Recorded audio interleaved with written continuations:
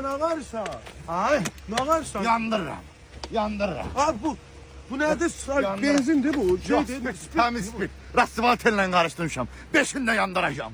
Deli olmuşsa abi dayan görün. Ne olur? Niye yandırırsın? Yandırırım. Orası da pahalı maşınlardır. Ha, Novruz bayramına dedim Novruz'da yandıracağım. İndi yandıracağım ama beynim söndü. Yok abi dayanda niye yandırırsan? Ne olur? Kardeş, təcili pul lazımdır bir 50 min. Ha, Denen ha. ha. 5 maşınım var, ben bunun birini sata bilmirəm ki, mən 50 min pulu düzəldim.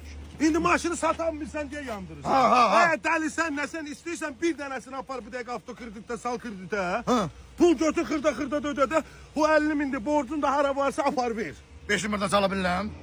O yüzün de salarsın. Hadi diyorsun. Vallahi. Ha, yalan diyorsun. Yok vallahi diyorum. Vallahi sence gidelim. Onun nömrələr zaten baharda. Nöbreler zaten kalacak üstünde. Değişmirək. Yok. Kimdi 500 sen dalıncan çekin. Evet 20 dakika çekmeyecek. 20 ne demek? Ben sana diyorum söz diyorum. Deli ispirtiyle diye. Ha.